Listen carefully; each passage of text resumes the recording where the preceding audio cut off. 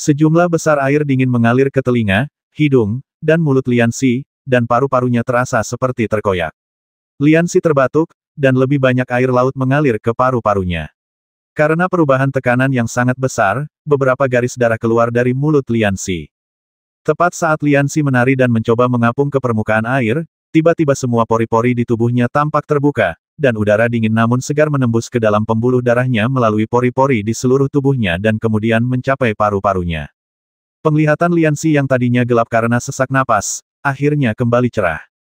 Setelah menarik napas beberapa kali, Lianxi tiba-tiba menyadari bahwa kaki berselaput seperti bebek telah tumbuh di telapak tangannya dan di antara jari-jari kakinya.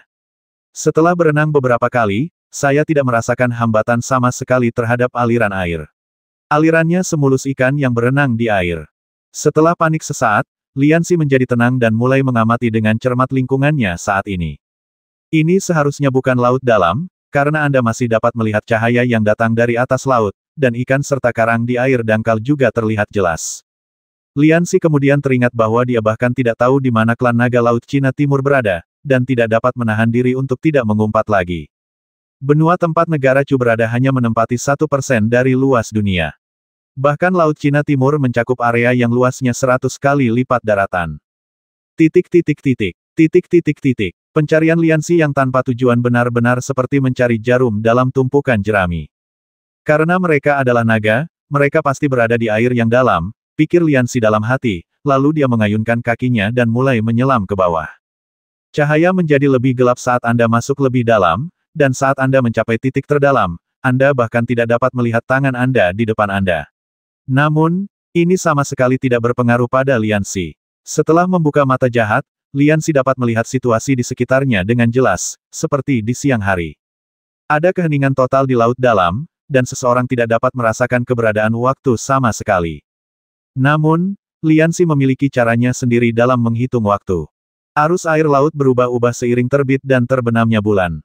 Lianxi merasakan perubahan arah arus setiap saat dan tahu bahwa ini sudah hari kelimanya di laut dalam. Sepertiga waktu telah berlalu, dan masih belum ada kabar dari klan naga. Meskipun Lianxi tenang, dia sedikit cemas saat ini. Lianxi menangkap seekor ikan air dalam dan memelintir kepalanya, lalu melahap ikan mentah itu dalam suapan besar sambil memikirkan apa yang harus dilakukan selanjutnya. Kita telah menyelam terus-menerus selama berhari-hari dan telah mencapai kedalaman beberapa ratus kaki. Di mana naga-naga itu? Lianxi mengerutkan kening dan mengunyah ikan mentah itu dalam mulut besar. Tiba-tiba, dia mendengar suara gemuruh samar di telinganya. Suara bergerak lebih cepat di air daripada di pantai dan menempuh jarak yang lebih jauh. Suara gemuruh itu terputus-putus. Lianxi menghentikan semua gerakan dan mendengarkan dengan saksama arah datangnya suara itu. Di sini, pikiran Lianxi bergerak, dan dia menyadari bahwa itu sepertinya suara lolongan makhluk tertentu. Petunjuk apapun di laut dalam ini mungkin terkait dengan klan naga. Lianxi berenang cepat ke arah asal suara itu. Saat suara di telinganya semakin keras, Lianxi menemukan bahwa cahaya di sekelilingnya mulai menjadi lebih terang, memberikan orang-orang ilusi bahwa keadaan berubah dari malam menjadi siang. Setelah berenang beberapa puluh kaki lagi, cahaya di sekelilingku hampir sama seperti di pagi musim panas. Raungan itu juga menyebabkan gelombang air bergetar, dan suara ledakan terus-menerus menusuk otak Lianxi, membuatnya merasakan darahnya mendidih dan sangat kesal. Arus airnya sangat deras. Lianxi merasa bahwa mereka hampir sampai di tempat tujuan. Dia melihat sebuah batu besar tertanam di dasar laut tidak jauh dari sana, jadi dia berenang ke bawah dan bersembunyi di sebuah cekungan, lalu menjulurkan kepalanya untuk melihat ke kejauhan. Hanya dengan sekali melihat, dia merasa nafasnya tersendat dan dia tidak bisa memejamkan mata. Terdengar suara gemuruh aneh di kejauhan, dan seekor monster hitam sepanjang 6 meter tiba-tiba melompat dan tiba-tiba melebarkan sayapnya. Sayap kelelawar besar itu membentang hingga sepanjang 7 atau 8 meter. Ia mengepakkan sayapnya, seolah-olah tidak peduli, tetapi menimbulkan pusaran air di dasar laut. Ikan-ikan laut dalam yang tak terhitung jumlahnya merasakan bahaya dan melarikan diri ke segala arah. Pemandangan itu spektakuler sesaat. Meskipun Lianxi pernah melihat ular piton raksasa yang panjangnya lebih dari 10 meter dan setebal kendi anggur, serta kalajengking berbisa yang lebih besar dari meja dan diselimuti api, jantungnya tetap berdebar kencang saat melihat binatang buas seperti itu di laut dalam yang sunyi. Lianxi menahan kegembiraan di tubuhnya dan berenang maju sedikit lebih jauh. Dia mengamati monster di Laut Cina Timur dengan saksama ketika suara wanita yang marah tiba-tiba terdengar di telinganya binatang jahat. Datang dan mati. Suara ini menarik perhatian Lianxi. Lianxi mendongak dan melihat seorang wanita berpakaian merah, yang tampaknya berusia 30-an, memegang dua pedang dan berteriak pada monster itu dengan anggun. Monster itu menyadari kehadiran wanita itu dan tampak sangat marah. Setelah memutar lehernya beberapa kali, ia membuka mulutnya dan meraung, lalu udara dingin dan mengerikan keluar. Suhu air di sekitarnya turun, dan Lianxi menggigil beberapa kali secara tak terduga. Wanita itu menemukan Lianxi. Dia tidak menyangka ada orang lain di sini. Dia sedikit terkejut dan menatap Lianxi beberapa kali lagi. Lianxi juga menyadari bahwa wanita itu telah memperhatikannya. Dia melambaikan tangannya dengan canggung dan menyeringai. Wanita itu tercengang oleh tindakan dan ekspresi Lianxi. Hati-hati. Ketika monster itu melihat bahwa wanita itu tidak memperhatikan dirinya sendiri, ia langsung mempercepat langkahnya dan berlari ke arah wanita itu seperti kilat. Ketika Lianxi menemukannya, ia buru-buru berteriak untuk memperingatkan wanita itu. Wanita itu tersadar, tersenyum pada Lianxi untuk mengungkapkan rasa terima kasihnya, dan mengayunkan kedua pedangnya dengan cepat. Dua sinar merah melesat keluar. Dia memutar tubuhnya di dalam air untuk menghindari serangan monster itu, menginjak air, dan naik beberapa kaki lebih tinggi. Monster itu mengepakkan sayapnya dan menembak jatuh dua lampu merah, dan kecepatan menyelamnya pun sedikit melambat. Wanita itu memanfaatkan situasi itu dan berenang cepat di atasnya. Pisau panjang di tangannya memancarkan cahaya merah dan menebas kepala dan leher monster itu seperti kilat. Monster itu memutar lehernya dan meraung, sayapnya mengepak ke atas, menggulung kolom air yang tebal, dan ekornya yang panjangnya beberapa meter terayun, menyapu ke arah wanita itu dengan kekuatan guntur. Pertarungan antara manusia dan binatang itu begitu cepat sehingga Lianxi hampir tidak bisa bernapas. Wanita itu memanfaatkan aliran air untuk memadatkan energinya dan mengapung, nyaris terhindar dari pukulan mematikan dari ekor raksasa itu. Akan tetapi, ekor raksasa monster itu memiliki duri-duri panjang yang tajam, dan daya sapuannya sekuat pisau, benar-benar membuat luka dalam di pergelangan tangan wanita itu hingga terlihat hingga ke tulang, dan darah pun langsung menyembur keluar. Ketika monster itu mencium bau darah, ia menjadi gila. Sayapnya mengepak terus-menerus di dalam air, mengguncang dasar laut, dan matanya yang hijau besar berbinar-binar.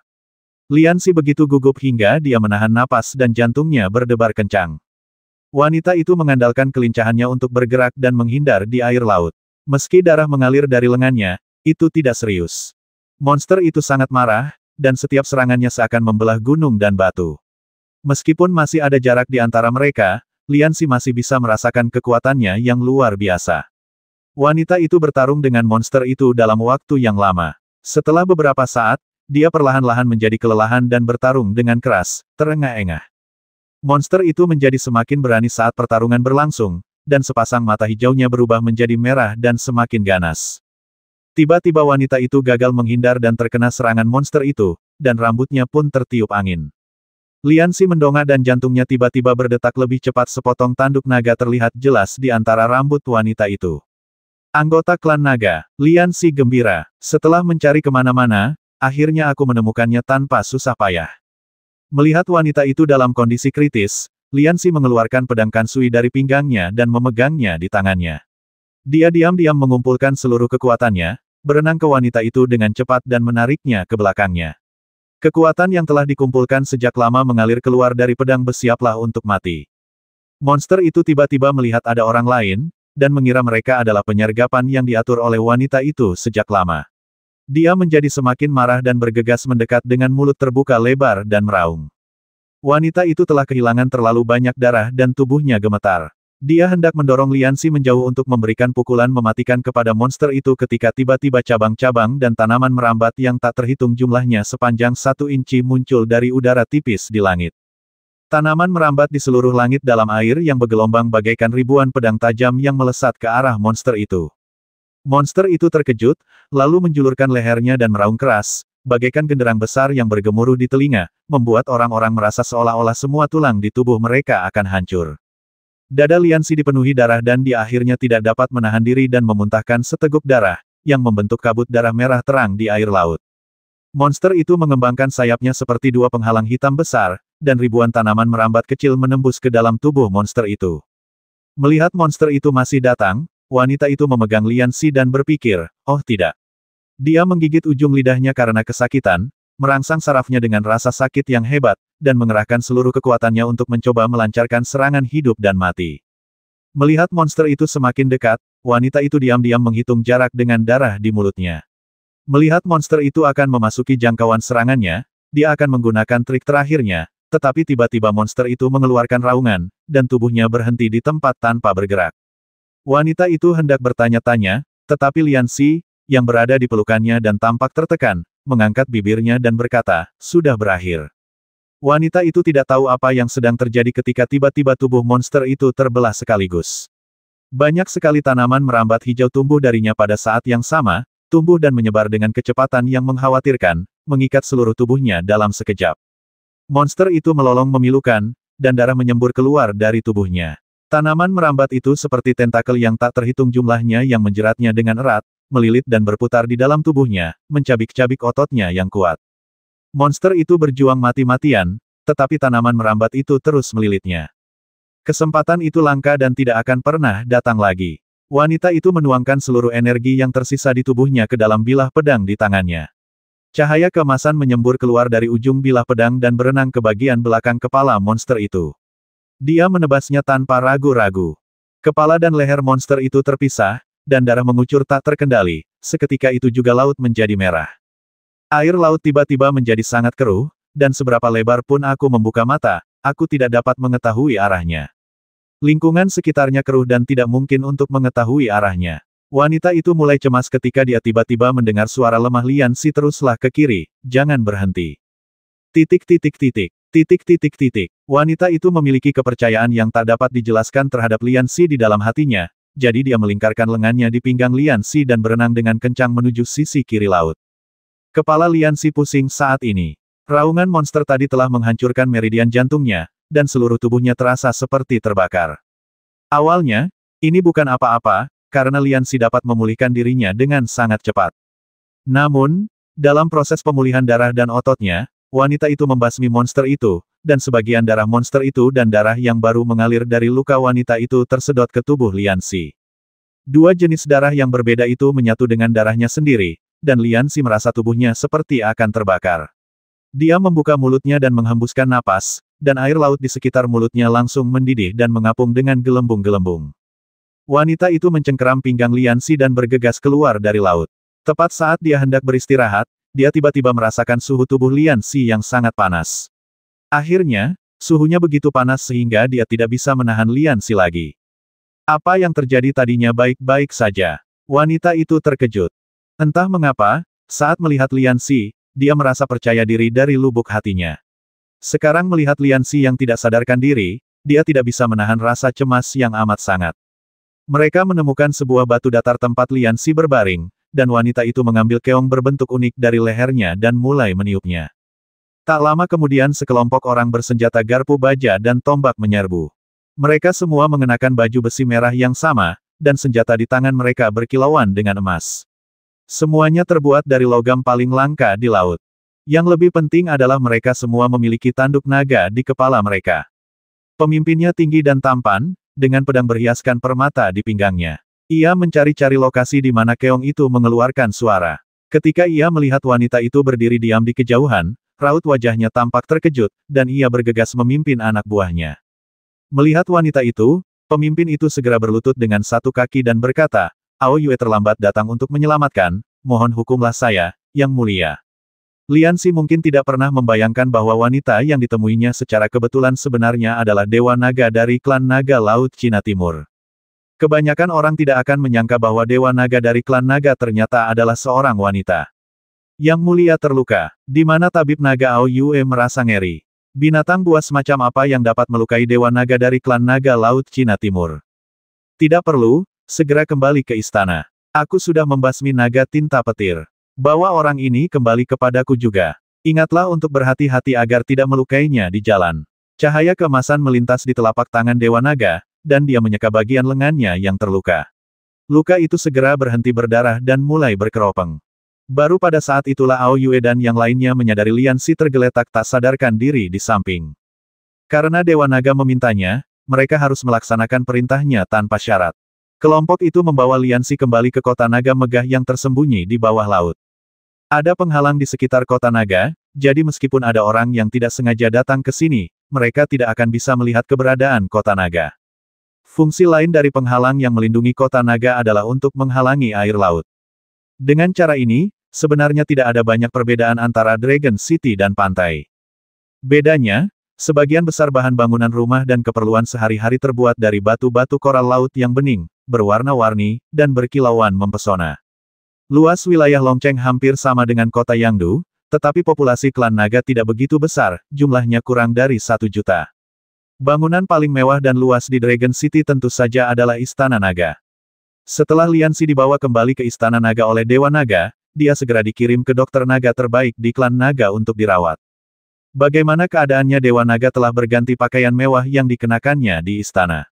Aura kekayaan dan keanggunannya begitu agung sehingga orang-orang bahkan tidak berani menatapnya karena takut tidak menghormati wajah kaisar. Tabib naga itu adalah seorang lelaki tua yang tampak tidak dikenali. Ia mencabut beberapa janggutnya yang tersisa dan memeriksa Lianxi secara menyeluruh.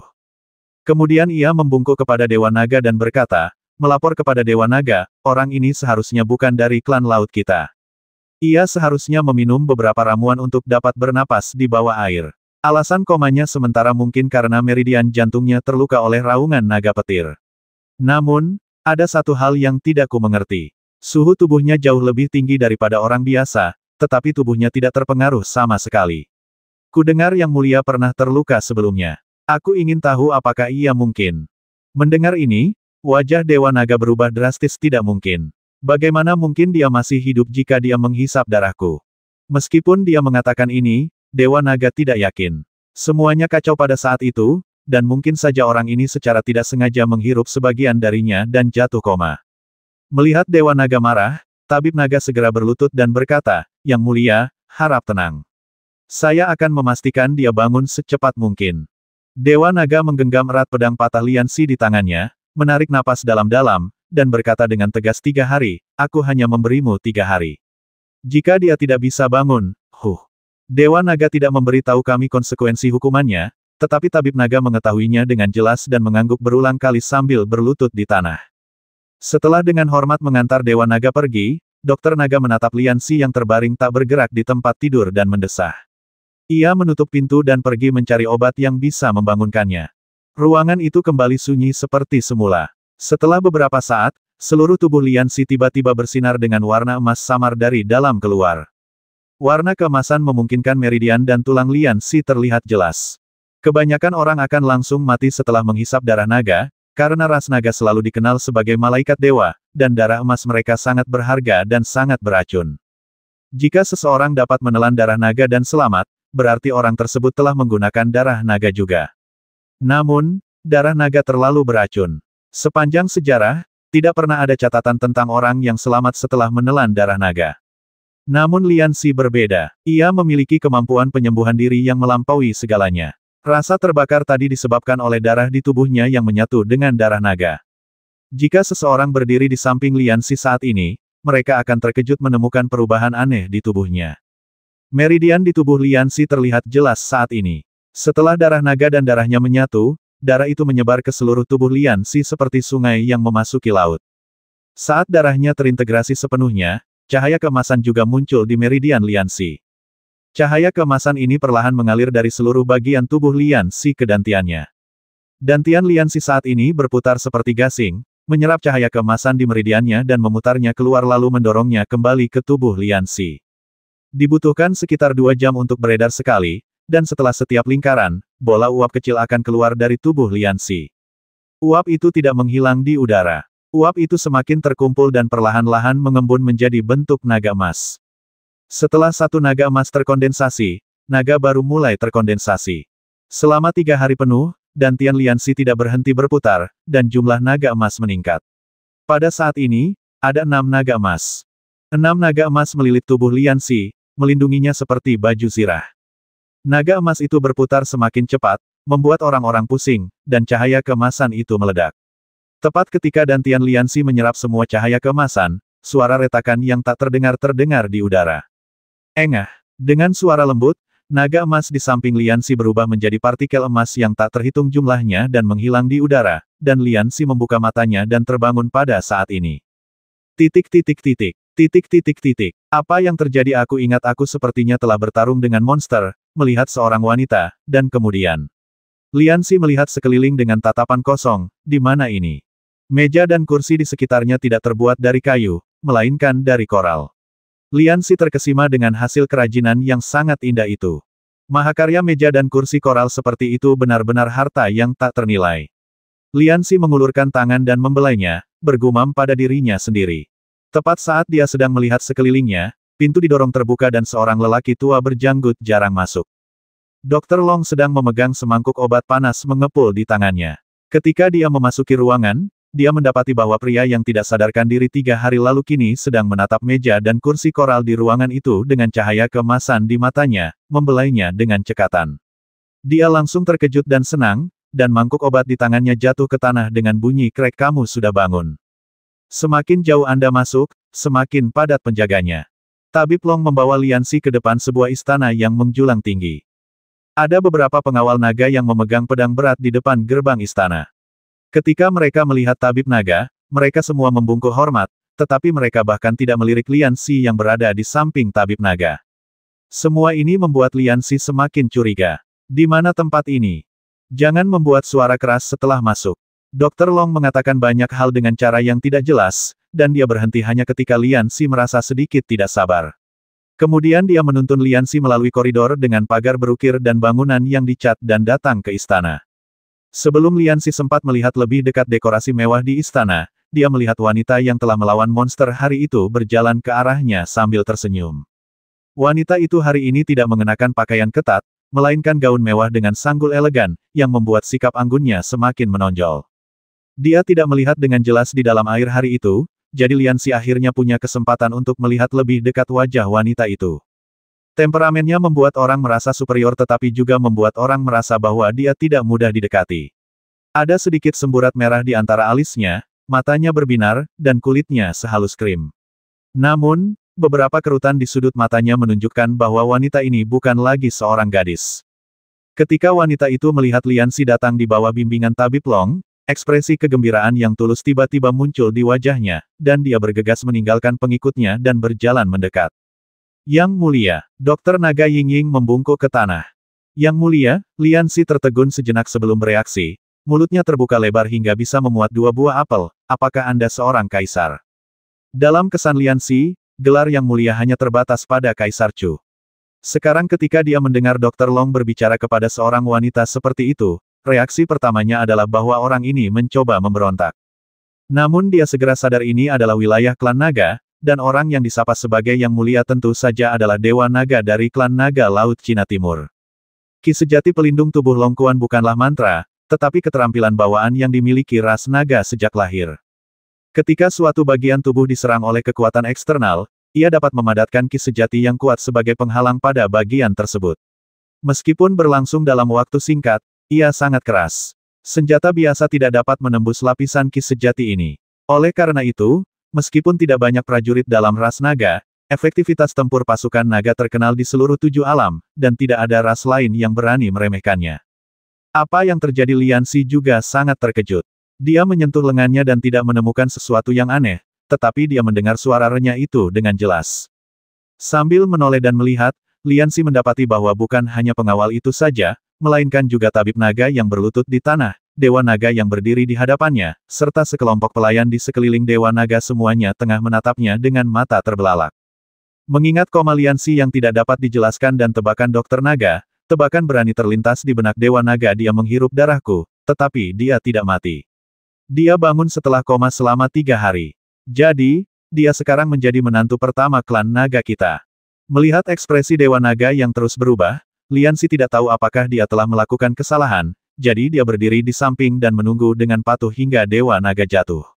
Dari waktu ke waktu, dia mendongak dan diam-diam melirik Dewa Naga yang cantik, sambil berpikir aku tidak tahu bagaimana sikap yang begitu anggun itu bisa dikembangkan, dan Dewa Naga sebenarnya adalah seorang wanita. Dewa Naga berpikir sejenak, lalu meminta semua pelayan di sekitarnya, termasuk penjaga, untuk mundur. Kemudian, ia meminta tabib naga untuk memimpin jalan, dan kelompok itu berjalan menuju ruang belajar bernama Qiong Yuyuan. Setelah memasuki ruangan, Dewa Naga meminta orang-orang untuk memberikan tempat duduk kepada Lian Xi dan tabib naga. Dr. Long tampak tersanjung, tetapi Lian Xi tidak terlalu memikirkannya. Dia duduk dan melihat sekeliling dengan rasa ingin tahu. Baiklah, bisakah kau memberitahuku namamu dan dari mana asalmu? Kau berasal dari pesisir. Dewa Naga bertanya kepada Lian Xi sambil tersenyum. Senyum Dewa Naga dipenuhi dengan keramahan tak terbatas, dan Lian Xi tertegun sejenak. Tapi coba pikirkan, masuk akal kalau untuk bisa menjadi pengawal pribadi Dewa Naga, kekuatannya harus besar. Bertarunglah dengan sekuat tenaga, Taman Qiongyu sudah cukup besar. Cahaya keemasan melintas di telapak tangan Dewa Naga. Lian Xi merasakan kakinya menjadi ringan. Ia dan Aolai melayang pada saat yang sama dan mendarat di tengah Taman Qiongyu.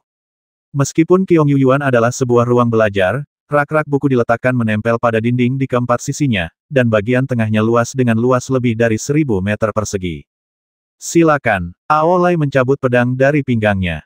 Bagian belakang bilah pedang itu lebar dan tebal. Setelah energi sejati Aolai dituangkan ke dalamnya, kilatan biru dan emas menyambar bilah pedang itu, menimbulkan suara berderak.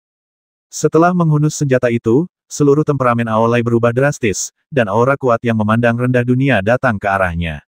Melihat bahwa Aolai merupakan master yang langka, Lian Xi pun langsung bersemangat untuk mencoba dan memegang pedang patahnya di tangannya.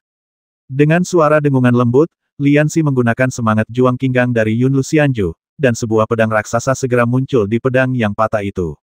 Lapisan asap merah tua masih menempel di pedang itu, yang terlihat sangat aneh. Atribut api ternyata kamu juga telah menembus alam naga potensial, kata Aolai dingin. Di 7 alam, kekuatan lawan umumnya dinilai dari apakah lawan telah menembus alam naga laten dan mengungkapkan atributnya sendiri, dan klan naga tidak terkecuali. Lian Xi terkekeh, dan aliran energi sejati mengalir ke tanah di bawah kakinya. Aolai menatap Lian Xi dengan saksama, dan tiba-tiba dia merasakan angin kencang datang dari belakang. Tanpa melihat, dia mengayunkan pedangnya dan menebas ke belakang. Dengan bunyi krek, tanaman merambat yang ditutupi duri tajam jatuh ke tanah, yang membuat Aolai tercengang. Kemudian dia menunjukkan ekspresi pencerahan yang tiba-tiba jadi ini adalah hubungan dua tubuh. Sungguh tubuh yang langka. Gerakan Lian Xi tiba-tiba meningkat, dan pedang patah di tangannya diayunkan semakin cepat. Bagi orang biasa, dia tampak seperti memiliki 7 atau 8 lengan. Pedang Kansui dan kondisi fisik Lian Xi saling melengkapi, dan kekuatannya tidak berkurang sedikit pun setelah bertarung dalam waktu lama. Pada awalnya, Aolai mengira Lian Xi adalah seorang master yang telah menerobos alam Qianlong, tetapi segera dia menyadari ada sesuatu yang salah. Dia melihat bahwa selain ki sejati atribut kayu yang keluar dari tubuh Lian Xi, semua serangan atribut api dan air lainnya sepenuhnya berasal dari pedang di tangannya. Akan tetapi, dia tidak tahu sudah sampai tingkat mana kekuatan Lian Xi. Dapat dikatakan bahwa ia telah mencapai ranah naga laten, tetapi kekuatan serangannya tidak setinggi itu. Jika dikatakan bahwa ia belum mencapainya, ia dapat mengungkapkan atribut tubuhnya. Sosok kedua orang itu terjerat bersama, dan gelombang tabrakan energi terus terdengar di udara, seperti riak yang disebabkan oleh lemparan batu ke danau yang tenang. Setelah melihatnya beberapa saat, Dr. Long merasa pusing dan segera menutup matanya. Mata Dewa Naga terus berputar saat kedua pria itu bergerak, dan dia dipenuhi dengan keterkejutan. Lian Xi menggunakan punggung tangannya untuk mengayunkan pedangnya guna menangkis pedang berat Aolai, dan buku-buku jarinya mati rasa karena guncangan. Jurus-jurus yang baru saja ia gunakan tiba-tiba muncul dalam benaknya setelah bangun tidur. Jurus-jurus itu tidak teratur sehingga tidak ada pola sama sekali, tetapi hubungan yang erat secara alami antara jurus-jurus itu membuat Aolai tidak mungkin menyerangnya untuk sementara waktu. Ambillah. Bagaimanapun, Aolai adalah seorang ahli kultivasi yang telah mencapai tahap akhir pembentukan janin. Dia telah mengalami banyak sekali pertempuran dalam berbagai ukuran dalam hidupnya, dan pengalamannya jauh lebih besar daripada Lian Xi. Setelah menemukan kesempatan, dia melompat tinggi dan menghantam kepala Lian Xi dengan pisau. Pedang Aolai sangat besar, dan dia lebih sering menggunakannya sebagai kapak daripada pisau. Serangan ini sekuat guntur, dan gelombang panas melewati udara. Lian Xi tahu bahwa ia tidak akan mampu menahan serangan ini secara langsung, jadi ia memadatkan energi sejatinya pada pedang yang patah itu menjadi cambuk lembut dan mencambukkannya ke arah Aolai. Cambuk lembut itu membentuk zigzag besar di udara, memperlambat momentum Aolai.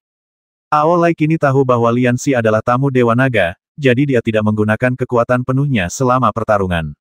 Setelah menyambar cambuk Lian Xi, dia menghantamkan pedang itu dengan keras ke tempat Lian Si baru saja berdiri. Ledakan. Seluruh tanah dalam radius 3 meter dengan pedang sebagai pusatnya tampaknya telah mengalami pukulan yang menghancurkan. Batu-batu di tanah hancur berkeping-keping dan melayang di udara. Setelah mengenai Aolai, semuanya hancur menjadi bubuk oleh ki pelindung Longkuan milik Aolai. Lian Si nyaris menghindari serangan ganas Aolai. Jantungnya berdebar kencang saat ia tiba-tiba menyadari bahwa Aolai telah menghilang dari tempatnya. Oh tidak, Lian Si terkejut. Ketika dia berbalik, dia menemukan telapak tangan Aolai yang lebar menekan dadanya. Sudah waktunya. Aolai dan Dewa Naga berteriak dalam hati mereka secara bersamaan. Mata Dewa Naga tidak berkedip, inilah momen yang telah ditunggu-tunggunya. Ledakan. Aolai dan Lian Si jatuh pada waktu yang sama. Aolai berhenti mundur setelah kakinya membentuk huruf T dan meluncur melewati lubang dalam di tanah. Telapak tangan yang baru saja menamparkan dada Lian Si bergetar terus-menerus. Lian Si terhantam olehnya dan merasa seolah-olah dalamnya tergeser, tetapi dia segera terpana oleh pemandangan di tubuhnya. Saya melihat tubuhnya melayang di udara, dengan 6 naga emas mengelilinginya seperti baju besi, dan seluruh tubuhnya bersinar dengan cahaya keemasan redup. Lian Si menatap Dewa Naga dengan bingung, hanya untuk melihat bahwa Aolai dan Tabib Naga sama-sama terkejut, namun mata Dewa Naga berkilat penuh keterkejutan. Ki pelindung Longkuan. Tidak, itu tidak benar. Ini bukan ki pelindung Longkuan, kata Aolai kaget dengan mata terbelalak. Aolai yang tadinya bisa tetap tenang di hadapan ribuan pasukan, tiba-tiba berteriak, cukup menunjukkan betapa terkejutnya dia. Ki sejati berbentuk naga di tubuh Lian Si jelas dibentuk oleh kekuatan sejati yang dimiliki oleh klan naga Laut Cina Timur, tetapi berbeda dengan ki sejati pelindung Longkuan murni milik klan naga. Ki pelindung Longkuan hanyalah lapisan ki pelindung dan tidak akan membentuk bentuk tertentu. 6 naga emas yang mengelilingi tubuh Lian Si jelas jauh lebih kuat daripada ki pelindung Longkuan.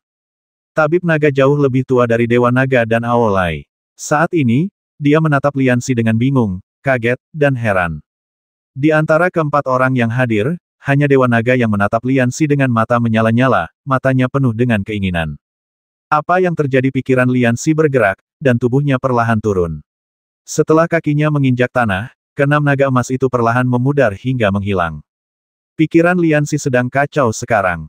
Ketika dia terbangun, dia mendapati banyak sekali teknik sihir dan bela diri yang tiba-tiba muncul dalam pikirannya, tetapi dia tidak memikirkan matang-matang apa yang sedang terjadi saat itu. Sekarang tubuhnya dan energi sejati dalam tubuhnya benar-benar menunjukkan fenomena yang aneh. Dia tidak bisa menahan diri untuk tidak mengerutkan kening. Tiba-tiba, cahaya putih berkelebat di benaknya. Mungkinkah ini warisan memori legendaris? Dan itu tampaknya merupakan seni bela diri yang sangat kuat. Namun Lian Si langsung bingung lagi jika itu adalah pewarisan ingatan, teknik ingatan siapa yang aku warisi. Melihat ekspresi Lian Si yang terkadang bingung dan terkadang gembira, Dewa Naga tersenyum tipis, menoleh ke arah Tabib Naga di sampingnya dan berkata, apakah kamu ingat apa yang kamu duga menjadi penyebab komanya? Dr. Long berpikir sejenak, lalu membuka mulutnya lebar-lebar. Yang mulia, maksud Anda adalah. Dia tidak dapat mengucapkan kata-kata terakhirnya karena sangat terkejut. Dia adalah orang pertama dalam sejarah yang dapat bertahan hidup dari racun darah naga dan menjadi kerabat naga. Aolai adalah pengawal pribadi Dewa Naga, jadi dia tentu tahu apa yang dikatakan Dokter Naga saat itu. Kilatan cahaya melintas di matanya, dan dia berkata dengan keras, kita akan tahu apakah itu benar atau tidak setelah kita mencobanya. Setelah berkata demikian, dia menancapkan pedangnya ke tanah dan menamparkan Lian Si dengan tangan kosong. Kedua telapak tangan Aolai mengeluarkan suara gemuruh bagaikan guntur harimau di udara, dan cahaya keemasan redup melingkupi telapak tangannya, membuatnya tampak seperti terbuat dari emas murni. Melihat pihak lain datang menyerangnya dengan agresif, pikiran Lian Si tergerak, dan dengan suara desiran, 6 naga emas muncul lagi dan melilitinya. Wah! Aolai dan Lian Si saling membenturkan telapak tangan mereka, yang menimbulkan ledakan yang memekakkan telinga. Tanah di bawah kaki mereka tidak mampu menahan tekanan luar biasa itu dan langsung retak berkeping-keping. Setelah beberapa saat, sudut mulut Lian Si sedikit terangkat, dan 6 naga emas di tubuhnya tiba-tiba berkumpul di lengannya dan mendorong ke arah Aolai. Aolai seperti ditabrak gajah yang sedang berlari. Tanpa menggerutu sedikit pun, ia terbang ke samping dan jatuh dengan keras ke tanah.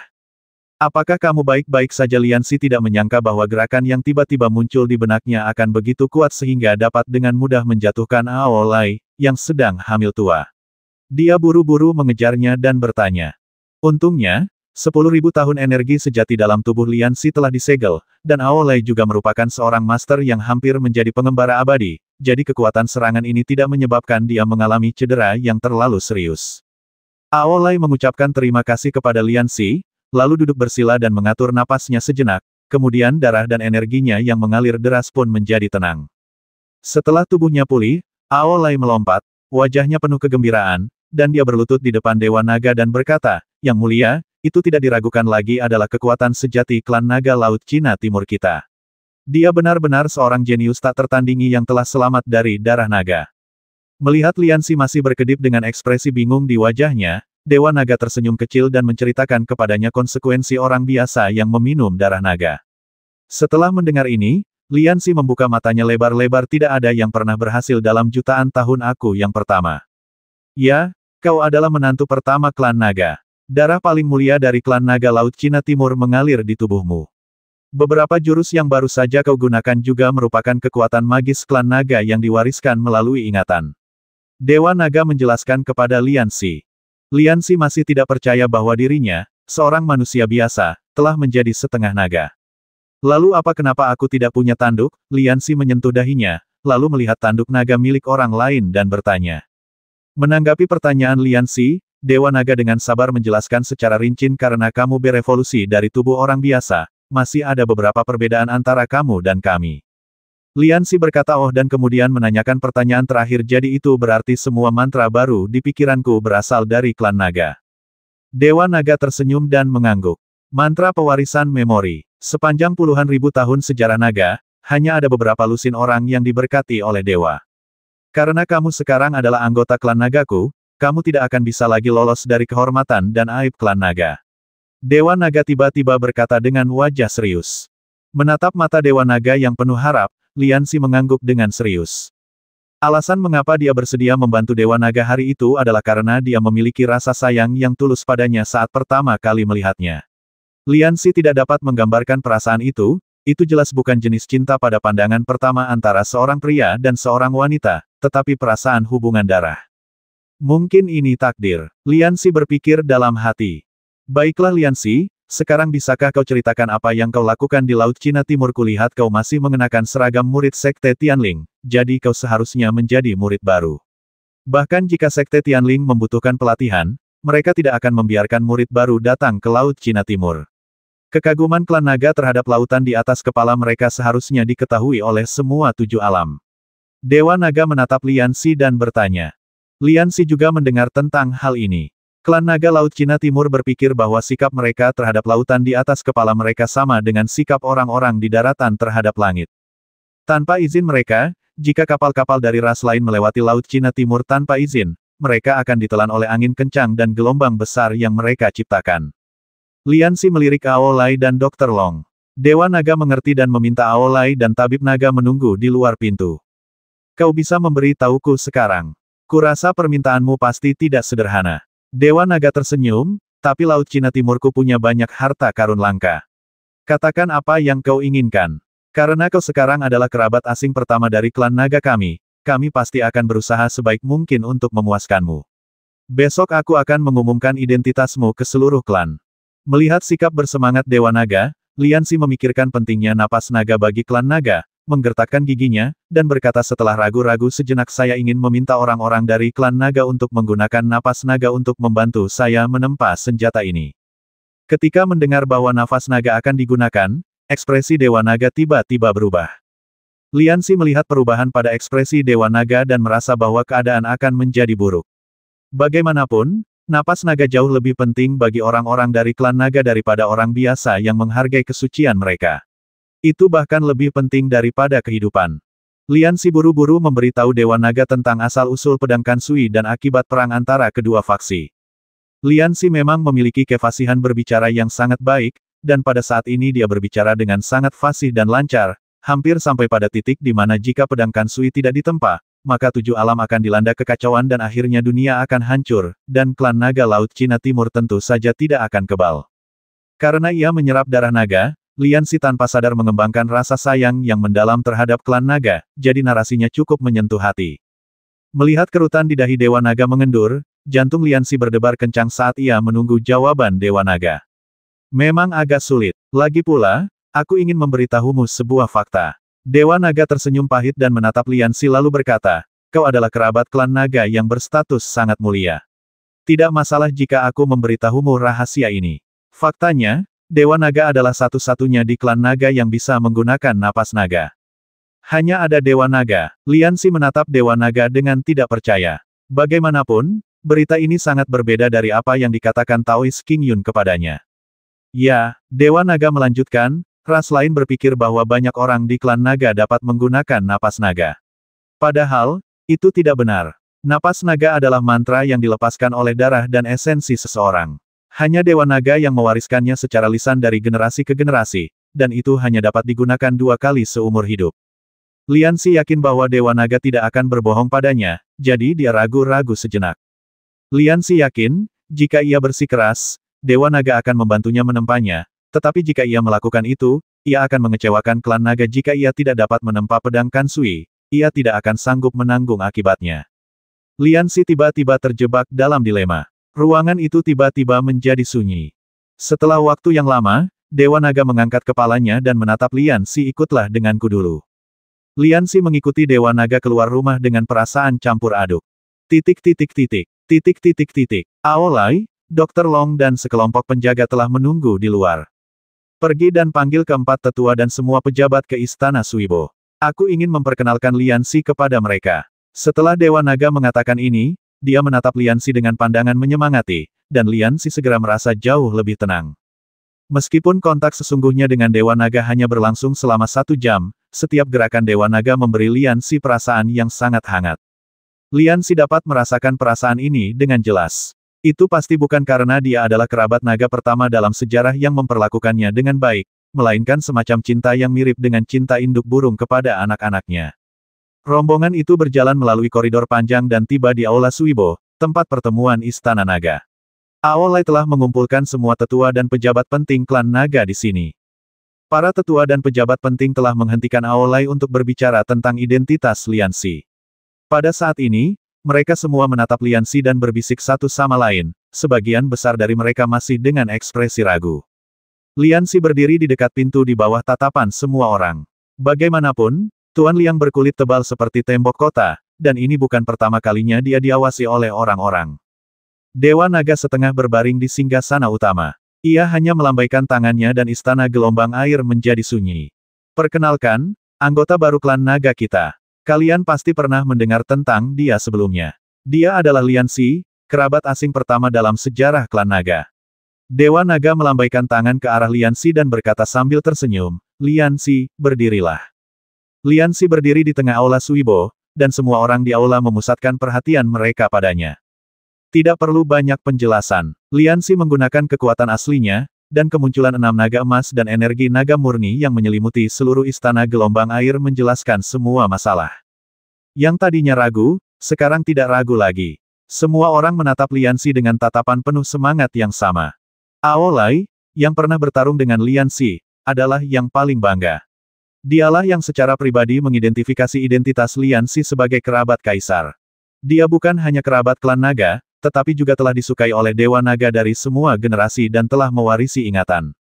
Kata-kata Dewa Naga membuat semua orang kagum lagi. Pewarisan memori. Apa maksudnya artinya? Kerabat naga ini dapat menggunakan semua mantra sihir yang dapat digunakan naga tanpa pelatihan khusus. Dia tidak perlu membaca buku-buku kuno, juga tidak perlu berlatih aliran kekuatan sejati siang dan malam. Sebaliknya, semuanya datang secara alami. Ini adalah anugerah yang sangat besar dari dewa kepadanya. Bahkan Dewa Naga generasi ini tidak memiliki warisan ingatan. Semua naga yang hadir penuh rasa hormat terhadap kerabat asing pertama dalam sejarah klan naga. Kita sedang menghadapi masalah yang sulit sekarang, dan aku berharap mendengar pendapat semua orang. Kata-kata Dewa Naga menenangkan semua orang. Liansi tahu bahwa Dewa Naga akan berbicara tentang napas naga, jadi dia segera menahan napas. Dewa Naga menunjukkan pedang Kansui dan berkata, pedang Kansui ini adalah senjata suci Sekte Yunlu Xianju dari negara Chu di daratan. Jika aku tidak dapat memurnikannya dengan napas naga, itu dapat menyebabkan kerusuhan di benua ini. Aku yakin semua orang tahu apa arti napas naga bagi klan naga. Aku ingin tahu apa pendapatmu sekarang. Istana Suibo hening sejenak, kemudian diskusi dimulai bagaikan panci panas. Hasil akhirnya mengejutkan dan bulat. Semua orang, yang dipimpin oleh keempat tetua, tidak setuju dengan Dewa Naga yang menghabiskan napas naganya, yang hanya bisa digunakan 2 kali dalam hidupnya, untuk benua yang tidak ada hubungannya dengan dirinya. Hati Liansi tiba-tiba menjadi dingin.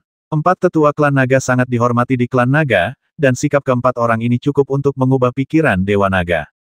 Namun, Liansi tidak akan menyalahkan Dewa Naga jika hal itu tidak dapat diredakan. Bagaimanapun, napas naga terlalu penting bagi seluruh klan naga. Napas naga diwariskan dari generasi ke generasi oleh Dewa Naga, dan bahkan dapat dikatakan sebagai kelanjutan dari api kehidupan klan naga. Melihat ekspresi Liansi yang kecewa dan frustrasi, Dewa Naga merasakan sakit yang tak dapat dijelaskan di hatinya, dan mengangkat kepalanya dan berkata, "Jangan katakan apapun, bagaimana jika aku bersikeras menggunakan napas naga?" Mendengar apa yang dikatakan Dewa Naga, Liansi tiba-tiba terkejut dan senang.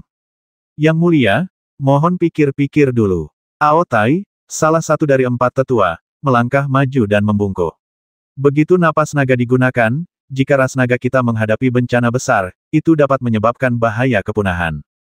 Tidak seorang pun mampu menanggung risiko ini. Retakan ruang waktu tidak pernah terbuka selama ribuan tahun, dan tidak seorang pun dapat menjamin bahwa manik-manik berbentuk bintang kali ini tidak akan menyebabkannya terbuka lagi. Celah ruang waktu apa itu? Liansi curiga. Mungkinkah ras naga memiliki musuh kuat lainnya? Namun, keempat tetua tidak mempermasalahkan hal ini. Sikap mereka sepakat bahwa napas naga tidak boleh digunakan untuk memurnikan senjata. Apakah benar-benar tidak ada cara lain? Pertanyaan yang diajukan oleh Ao Tai sangat realistis, dan Dewa Naga harus mempertimbangkan seluruh klan. Setelah hening sejenak, Ao Guang, salah satu dari 4 tetua, berdiri dan berkata, "Ada solusinya." "Ada apa?" Mata Dewa Naga dan Liansi berbinar pada saat yang sama, dan Dewa Naga bertanya dengan tergesa-gesa. Ao Guang melirik semua orang dan berkata perlahan, "Di klan naga, umumnya hanya Dewa Naga yang dapat menggunakan napas naga. Tetapi jika Yang Mulia menunjuk seorang putra mahkota sekarang, maka putra mahkota juga dapat mempelajari napas naga. Dengan cara ini, klan naga akan memiliki 2 orang yang dapat menggunakan napas naga, dan Yang Mulia kemudian dapat menempa pedang Kansui." Setelah metode Ao Guang diucapkan, semua orang berpikir keras. Pengangkatan seorang putra mahkota tidak boleh dianggap sebagai lelucon, karena menyangkut masa depan seluruh klan naga. Waktu hampir habis, siapa yang harus kita pilih? Ada 2 syarat untuk mengangkat seorang putra mahkota. Ao Guang mengeluarkan sebuah gulungan dari lengan bajunya dan membaca, "Pertama, orang ini harus menjadi anggota klan nagaku.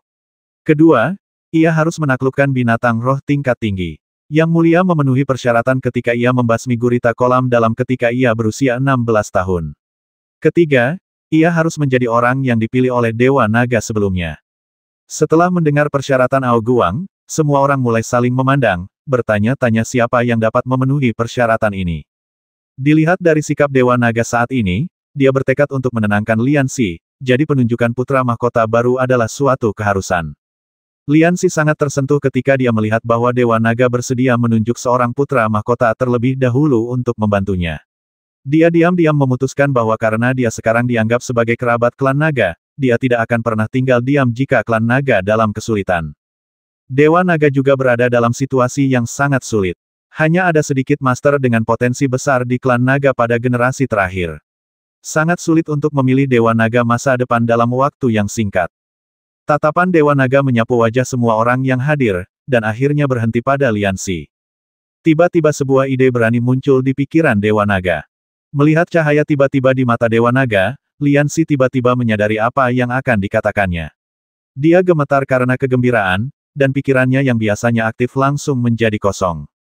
"Liansi, apakah kau bersedia memimpin klan nagaku untuk mendapatkan kembali kejayaannya di masa depan?" Suara Dewa Naga terdengar di aula. Liansi menyerap darah naga dan menjadi menantu pertama klan naga dalam puluhan juta tahun. Ia memiliki status yang sangat mulia dan kekuatannya juga dihormati oleh Ao Lai, komandan para pengawal. Tidak mengherankan jika Dewa Naga memilih Liansi.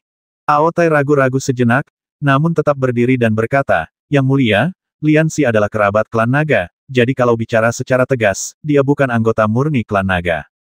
Begitukah? Dewa Naga tersenyum tipis dan menatap Liansi, yang ekspresinya masih linglung. "Liansi, apakah kamu bersedia membiarkanku menjadi ibumu?" Segala macam emosi yang rumit tiba-tiba membanjiri hati Lianxi. Dia membuka mulutnya, tetapi tidak ada kata yang keluar. Lianxi akhirnya mengerti bagaimana rasanya ketika dia melihat Dewa Naga. Rasanya seperti ada hubungan darah ketika seorang anak yang sudah bertahun-tahun jauh dari rumah, tiba-tiba bertemu ibunya suatu hari. Bu, Lianxi berlutut di tanah tanpa ragu-ragu, dengan lapisan kabut di matanya. Dia benar-benar ingin menangis saat ini. Setelah lebih dari 10 tahun, dia akhirnya bisa mengucapkan nama ini dari mulutnya lagi. Dewa Naga mengakui Lianxi sebagai putranya. Alhasil, identitas Lianxi bukan hanya kerabat asing pertama dalam sejarah klan naga, tetapi juga Pangeran Dewa Naga, sangat mulia. Lianxi sekarang adalah Pangeran Dewa Naga, jadi dia secara alami dianggap sebagai anggota klan naga. Namun, jika dia ingin mewarisi posisi Dewa Naga di masa depan, dia harus menaklukkan binatang roh tingkat tinggi. Kekuatan Lianxi sangat kontradiktif di mata keempat tetua klan naga. Ini karena levelnya hanya level terendah di antara para kultivator, tahap awal, tetapi dia memiliki kemampuan pertarungan jarak dekat yang tak tertandingi dan juga dapat melepaskan energi sejati yang kuat. Dari segi level, Lianxi masih pemula, tapi dari segi kekuatan tempur, dia telah menerobos alam Qianlong.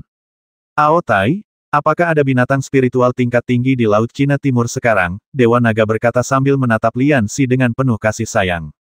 Aotai mengerutkan kening dan berpikir sejenak, lalu berkata, tidak ada binatang roh tingkat tinggi di dekat kota naga. Yang terdekat seharusnya adalah naga ibel berkepala dua yang berjarak 3.000 mil ke barat. Naga ibel berkepala dua adalah binatang roh tingkat menengah dan tinggi, yang cocok untuk menguji pewaris Dewa Naga. Aolai, teriak Dewa Naga. Aolai segera membungkuk dan melangkah keluar. Aku perintahkan kau untuk memimpin 500 pengawal dan membantu pangeran membasmi naga berkepala dua itu, kalau tidak kau akan dipenggal. Dewa Naga memberi perintah pada Aolai. Perasaan Aolai terhadap Lianxi diperoleh melalui pertarungan. Ketika mendengar bahwa Dewa Naga akan memberinya tugas penting untuk membantu sang pangeran, dia langsung terkejut dan gembira.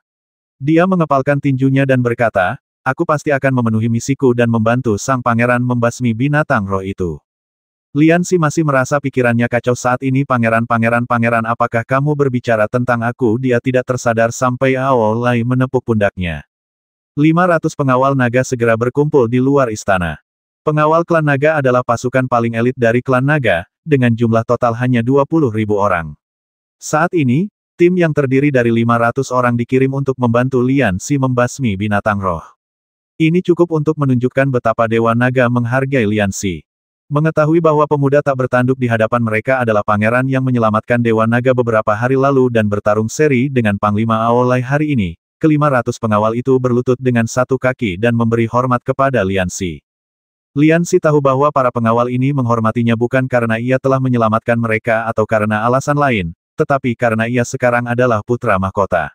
Jika ia ingin para pengawal ini mengaguminya dari lubuk hati mereka, ia harus membuat beberapa prestasi sendiri. Jadi ia tidak merasa bangga saat itu, tetapi menyapa para pengawal ini dengan santai. Setiap penjaga yang menyambut Lianxi langsung merasa seperti sedang berjemur di angin musim semi dan merasakan bahwa murid baru ini sangat mudah didekati.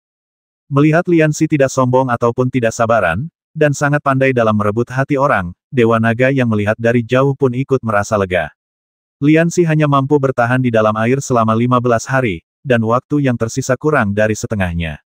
Maka, 500 penjaga ditambah Aolai dan Lianxi segera mengucapkan selamat tinggal kepada semua orang dan berangkat menuju ke barat.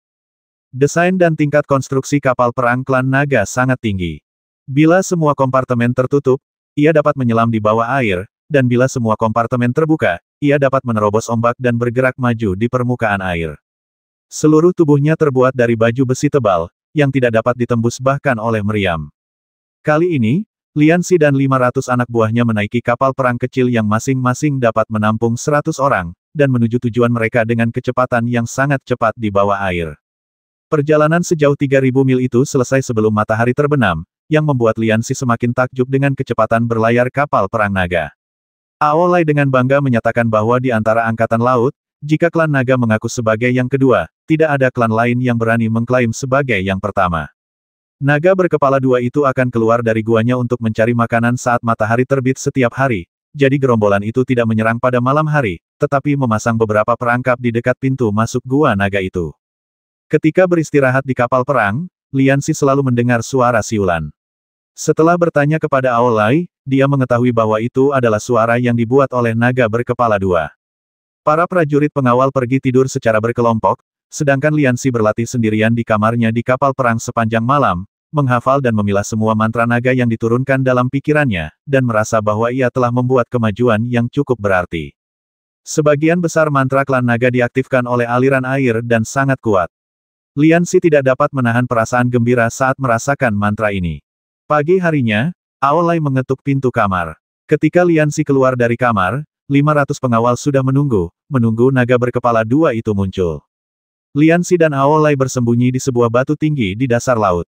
Lebih dari 500 meter dari mereka terdapat sebuah gua bawah laut yang sangat besar.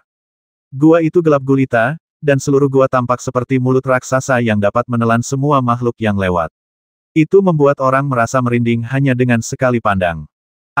Setelah menunggu selama setengah jam, terdengar peluit panjang dari dalam gua, mengguncang bebatuan di sekitarnya sedikit, dan 4 lentera hijau besar tiba-tiba menyala di dalam gua yang gelap. Tubuh besar naga berkepala dua itu perlahan muncul dari dalam gua, mengaduk-aduk air laut di sekitarnya. Besar sekali. Liansi membuka matanya lebar-lebar dan menatap binatang roh itu. Naga berkepala dua itu tingginya hampir 100 meter, dengan kepala yang ganas di masing-masing dari dua lehernya yang ramping. Ia berenang perlahan di dalam air menggunakan keempat cakarnya untuk mendayung. Punggungnya ditutupi dengan duri-duri tajam, dan ekornya yang panjang tidak sepenuhnya rontok sampai seluruh tubuhnya berenang keluar dari gua. Naga berkepala dua adalah binatang roh yang berwujud air. Kedua kepalanya dapat mengeluarkan mantra yang berwujud air. Aolai mengingatkan Liansi dengan suara rendah. Naga berkepala dua itu bergerak seperti gunung kecil, dan aumannya yang panjang menyebar jauh di dalam air, membuat kepala orang-orang membengkak. Ke-500 penjaga menahan napas, menunggu dengan tenang hingga naga itu jatuh ke dalam perangkap. Naga berkepala dua itu terbiasa mendominasi wilayah ini dan tidak pernah menyangka akan ada yang kembali untuk membasminya. Ia berjalan santai dan tenang seperti biasa. Memanggil. Tiba-tiba sebuah anak panah bersiul keluar dari sebuah batu dan mengarah langsung ke bagian tengah di antara kedua kepala naga itu. Tutup matamu. Liansi mendengar peringatan Aolai dan segera menutup matanya. Dengan suara keras, panah suar itu langsung meledak dengan cahaya putih yang menyilaukan. Bahkan dengan mata tertutup, Liansi masih merasa bahwa segala sesuatu di depannya cerah. Naga berkepala dua itu dikejutkan oleh kilatan cahaya putih yang tiba-tiba, dan keempat matanya menjadi buta sementara. Itu adalah binatang spiritual tingkat tinggi, dengan IQ jauh lebih tinggi daripada binatang spiritual biasa. Ia segera menyadari bahwa ini adalah serangan musuh, dan terkejut serta marah. Ia melolong dengan mulut terbuka lebar, dan dua pusaran air seperti kolom air menggelinding keluar dari mulutnya, mengaduk air laut di sekitarnya seperti dua naga air. Sebuah batu besar runtuh dan mendarat di kolom air, lalu hancur menjadi bubuk tanpa suara. Naga berkepala dua itu jelas ingin menggunakan trik ini untuk memukul mundur musuh yang menyerangnya, tetapi Liansi dan yang lainnya sudah siap. Para pengawal naga menunjukkan kemampuan tempur mereka yang sangat tinggi saat ini. 500 penjaga bekerja bersama-sama, dan beberapa jaring emas besar dilemparkan ke arah naga itu. Simpul hidup khusus diikatkan pada jaring emas, dan semakin orang yang terjebak meronta, semakin erat simpulnya. Naga berkepala dua itu lengah dan dipukul beberapa kali. Ia melawan dengan keras dan jaring emas itu menembus dalam-dalam ke dagingnya. Darahnya yang kental mengambang di air laut seperti tinta. Kali ini naga berkepala dua itu meraung. Jaring emas ditenun dengan sutra emas dari klan naga. Bahannya sangat kuat, dan bahkan binatang spiritual tingkat tinggi pun tidak dapat melawan dengan bebas. Terlebih lagi, desain jerat jaring emas itu juga membuat naga berkepala dua itu tidak mungkin melawan sama sekali. Tubuhnya yang besar melayang di air, kedua lehernya terjepit bersama, dan kepalanya saling menempel. Binatang roh tingkat tinggi dapat ditundukkan hanya dengan satu mantra. Inilah kekuatan pengawal naga.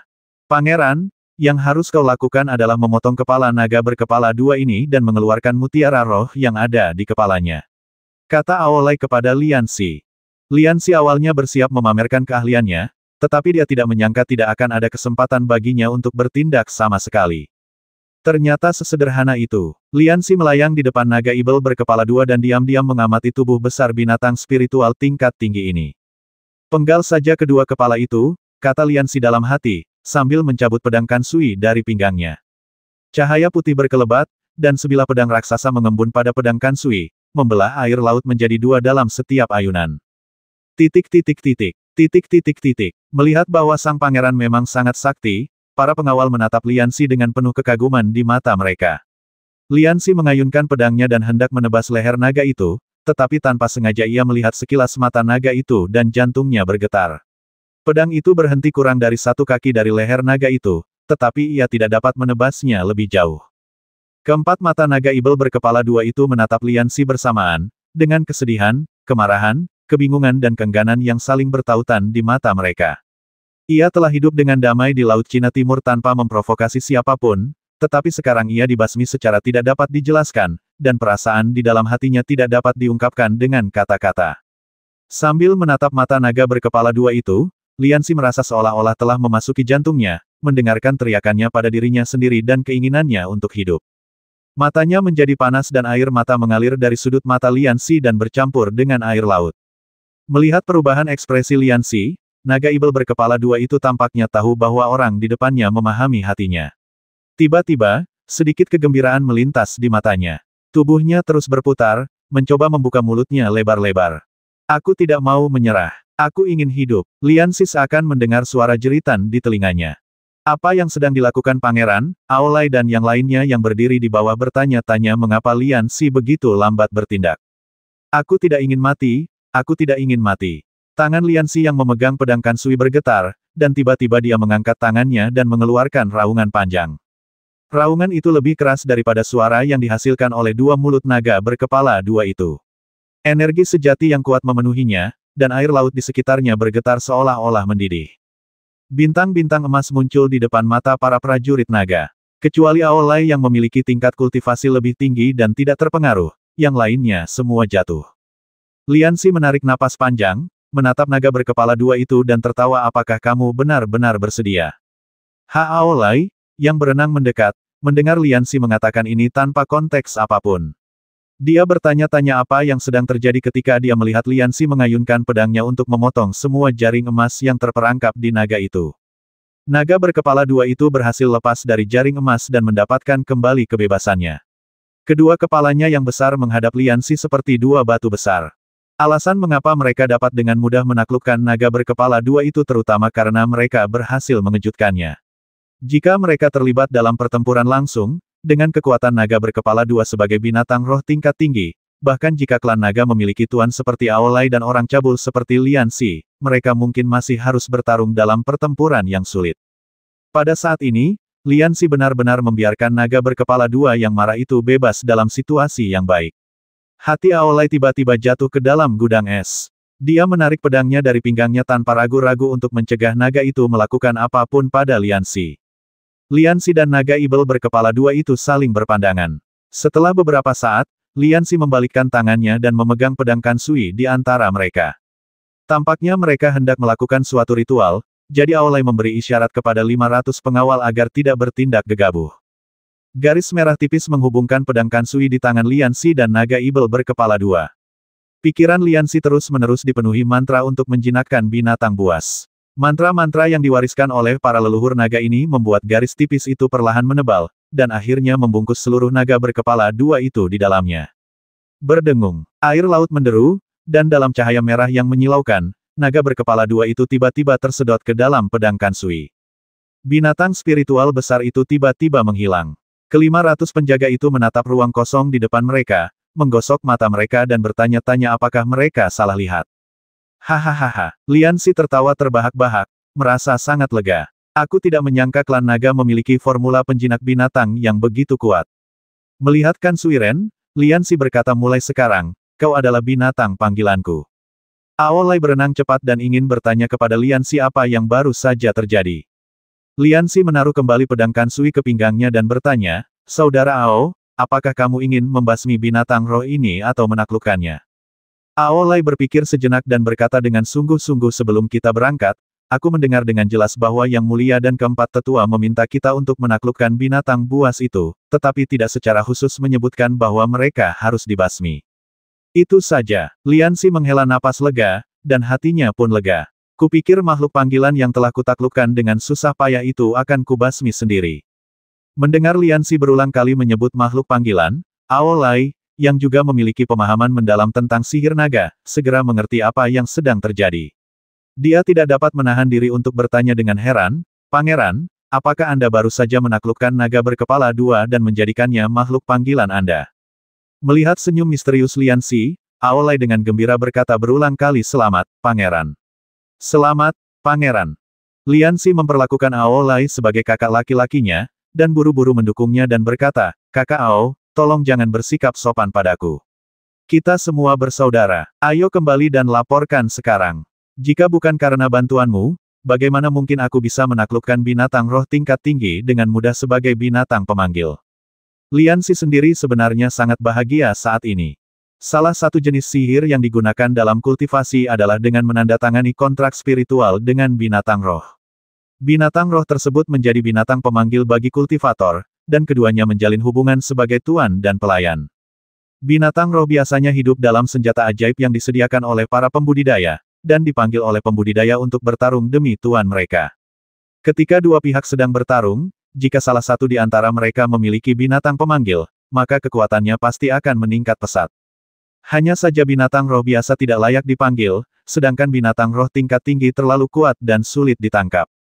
Dan ketika menandatangani perjanjian spiritual dengan binatang roh, ada satu prasyarat paling penting, yaitu bahwa sang pembudidaya harus memiliki koneksi telepati dengan binatang roh tersebut. Baru saja, Lianxi mampu memenangkan resonansi spiritual dari binatang roh dan menyelesaikan kontrak karena dia memahami hati naga berkepala dua. Itu adalah binatang spiritual tingkat tinggi. Aku akan lebih percaya diri dalam bertarung di masa depan. Lianxi tertawa dalam hatinya. Misi itu selesai tanpa pertumpahan darah, dan sang pangeran juga berhasil menaklukkan monster pemanggil tingkat tinggi. Setelah mendengar berita itu, 500 pengawal bersorak tanpa henti. Status Lianxi di pikiran mereka sekali lagi meningkat. Kelompok itu bergegas kembali ke Dragon City dengan kecepatan penuh untuk menyampaikan kabar baik kepada semua orang yang menunggu di kota. Malam itu, Dewa Naga memerintahkan diadakannya makan malam di seluruh kota, dan mengumumkan bahwa upacara penobatan pangeran akan diadakan keesokan harinya. Ketika Lianxi mengenakan mahkota pangeran dan menatap Dewa Naga yang tersenyum, dia merasa bingung. Beberapa bulan yang lalu, dia masih warga biasa di kota Yangdu, tetapi sekarang, karena serangkaian kebetulan, dia memiliki kekuatan sejati selama 10.000 tahun. Dia bukan hanya murid sekte Tianling yang paling terkenal di negara bagian Chu, tetapi dia juga kerabat asing pertama dari klan Naga Laut Cina Timur dan Pangeran Dewa Naga, yang merupakan yang kedua setelah Kaisar. Bahkan Lianxi sendiri hampir tidak dapat mempercayai hal-hal ini. "Anakku." Dewa Naga mengangkat Lianxi yang tersungkur dengan kedua tangannya, matanya penuh dengan kebaikan. Dia meyakini pada perasaannya sendiri bahwa putra angkatnya ini akan terbang ke langit dan bersinar terang di 7 alam di masa mendatang. "Ibu." Lianxi tersedak oleh isak tangisnya dan dipeluk oleh Dewa Naga. Semua menteri di aula memberi penghormatan, dan di luar aula seluruh orang bersujud. Setelah upacara selesai, diadakan perjamuan untuk semua menteri. Dewa Naga memimpin Lianxi untuk menemui para menteri dan jenderal klan Naga satu persatu. Mengetahui bahwa Lianxi telah menyelamatkan nyawa Dewa Naga, dapat bertarung seri dengan Aolai, salah satu master terkuat dari klan Naga, dan telah dengan kuat menaklukkan binatang roh tingkat tinggi sebagai binatang panggilan, dan juga merupakan mertua pertama dari klan Naga, semua orang mengagumi Lianxi. Lianxi telah berteman dengan semua jenis orang di masa lalu, dan caranya yang canggih dalam berurusan dengan orang lain secara alami membuat kedudukannya tak tergoyahkan di hati para menteri ini. Perjamuan berlangsung selama 3 hari 3 malam. Ini adalah hari ke-11 Lianxi tiba di Donghai. Malam harinya, Dewa Naga memanggil Lianxi sendirian ke ruang belajar yang belum pernah dikunjungi Lianxi sebelumnya. Rak-rak buku di ruang belajar itu dipenuhi buku-buku, banyak di antaranya merupakan barang antik dari zaman kuno, dan udara dipenuhi bau debu samar. Dewa Naga membelai rak buku dan berkata kepada Lianxi perlahan, "Anakku, ibumu akan membutuhkan setidaknya 3 hari untuk menyempurnakan pedang Kansui untukmu. Selama 3 hari ini, kamu akan membaca buku-buku di ruang belajar ini. Buku-buku ini berisi sejarah klan Naga Laut Cina Timur dan mantra-mantra yang diwariskan oleh para leluhur kita. Meskipun kamu mewarisi ingatan, ada beberapa hal yang hanya dapat dibuat melalui membaca." Lianxi tahu bahwa Dewa Naga melakukan ini untuk kebaikannya sendiri, dan mengangguk untuk menunjukkan bahwa dia mengerti. "Seseorang akan mengantarkan 3 kali makan sehari. Kau akan kembali dalam beberapa hari.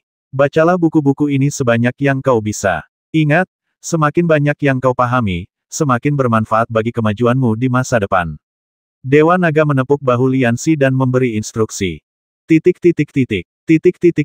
Setelah menyerahkan pedang Kansui kepada Dewa Naga, Liansi mulai membaca buku di ruang belajar ini tanpa tidur dan makan seperti yang diminta ibunya. Kebanyakan buku di sini diturunkan dari zaman kuno, dan banyak cerita aneh di dalamnya adalah hal-hal yang belum pernah didengar Liansi sebelumnya. Liansi segera terpesona oleh film tersebut dan menontonnya selama 3 hari 3 malam tanpa tidur atau makan. Sejak Liansi mulai berlatih, ia telah memperoleh kemampuan membaca 10 baris dalam sekejap dan memiliki ingatan fotografis. Akan tetapi, meskipun demikian, ketika Dewa Naga mengirim seseorang untuk memanggil Liansi pada hari ketiga, ia hanya membaca kurang dari 1/10.000 buku dalam ruang belajar. Ternyata ras naga benar-benar memiliki sejarah yang mendalam. Mereka benar-benar eksistensi yang kuat yang layak disebut ras ke-8. Liansi menutup buku di tangannya dengan pandangan yang berlama-lama. Dengan bunyi letupan pelan, selembar kertas tipis terlepas dari buku. Liansi membukanya dengan rasa ingin tahu dan melihatnya. Tampaknya kertas itu menggambarkan gunung, sungai, dan peta. Namun, orang-orang di luar ruang kerja mendesaknya untuk bergegas, jadi Liansi tidak melihatnya dengan saksama. Dia memasukkan kertas itu ke dalam buku dan bergegas keluar ruangan. Dewa Naga telah lama menunggu Liansi. Ketika dia melihatnya datang ke arahnya dengan semangat tinggi, dia berdiri dengan gembira di wajahnya. "Anakku." Dewa Naga melambai ke arah Liansi.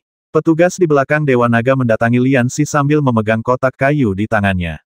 Liansi membuka kotak kayu itu, dan cahaya keemasan menyala.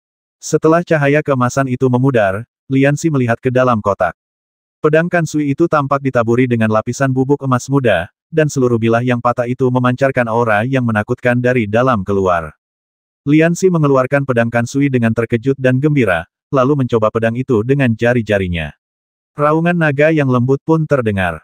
"Anakku, pedang Kansui ini kebetulan memiliki atribut air, yang merupakan atribut komprehensif yang sama dengan sihir naga kita.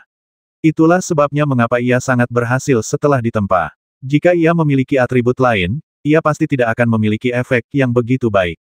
Melihat wajah gembira Liansi, Dewa Naga juga sangat gembira di dalam hatinya. "Terima kasih, Ibu." Liansi jatuh ke tanah dan bersujud 3 kali dengan hormat. Dengan pedang Kansui yang telah ditempa oleh nafas naga ini, lelaki tua Ikeda mungkin tidak akan mengatakan omong kosong lagi. Liansi berpikir dalam hati. "Anakku, apakah gurumu sudah memberitahumu bagaimana caranya kau akan kembali?" Dewa Naga membantu Liansi yang terkapar dan bertanya. Liansi tidak perlu khawatir tentang masalah ini karena susunan teleportasi akan otomatis terbuka pada hari ke-15. Aku bisa menunggu sampai susunan teleportasi dibuka besok dan kemudian masuk. Susunan teleportasi ada di... Liansi tercengang ketika mengatakan ini. Aku jatuh ke laut dari susunan teleportasi. Setelah memasuki laut, aku hampir kehilangan kemampuan untuk membedakan timur, barat, selatan, dan utara. Setelah berjalan di bawah air begitu lama, mustahil bagiku untuk kembali ke tempat asalku. Oh tidak, bagaimana aku bisa kembali? Liansi merasa cemas sekarang. Jika aku tidak bisa kembali, bukankah semua usahaku selama beberapa hari ini dan pengorbanan yang dilakukan klan naga untukku akan sia-sia? Melihat ekspresi cemas Liansi, Dewa Naga tampaknya sudah menduganya. Ia tersenyum dan berkata, "Anakku, jangan khawatir. Ibumu sudah memikirkan semua ini untukmu. Dari wilayah Laut Kota Naga ke benuamu, jaraknya lebih dari 80.000 mil. Dengan kapal perang tercepat klan nagaku, ia dapat tiba dalam 1 hari jika ia melakukan perjalanan siang dan malam. Berapa banyak prajurit naga yang ingin kau kirim kembali untuk meningkatkan momentummu?" Melihat Dewa Naga tersenyum, Liansi tahu bahwa dia telah mengatur segalanya untuknya. Dia sangat tersentuh dan menggaruk kepalanya dan berkata, "Kalau begitu biarkan kakak Aolai membawaku kembali." Dewa Naga ragu sejenak dan berkata dengan bangga, "Bagaimana dengan ini aku akan mengirim Aolai untuk memimpin 300 pengawal dan 700 prajurit untuk membawamu kembali ke kapal dengan 1.000 orang. Kami klan naga tidak boleh kalah dengan ras asing." Liansi tahu bahwa Dewa Naga khawatir dia akan diganggu oleh orang-orang di Yunluxianju saat dia kembali, jadi dia mengirim tim yang terdiri dari 1.000 orang untuk memperkuat kekuatannya. Tak perlu dikatakan, dia sangat berterima kasih kepada ibunya di dalam hatinya. Karena keterbatasan waktu, mereka harus mengucapkan selamat tinggal kepada Liansi setelah mengadakan perjamuan untuknya lagi. Meskipun Dewa Naga memaksakan diri untuk tersenyum, Lianxi masih bisa merasakan kesedihan ibunya, jadi dia tetap bersama Dewa Naga sepanjang waktu. Meski keduanya baru mengenal satu sama lain selama beberapa hari, hubungan mereka tak kalah dari hubungan ibu dan anak kandung. Ketika mengirim Lianxi ke atas kapal, Long Shen berulang kali mengingatkannya untuk sering kembali berkunjung. Hidung Lianxi terasa sakit dan dia hampir meneteskan air mata. Aolai, jika pangeran kehilangan sehelai rambut pun dalam perjalanan ini, aku akan menuntut pertanggungjawabanmu. Dewa Naga memberi perintah kepada Aolai, komandan pengawal yang berdiri di samping.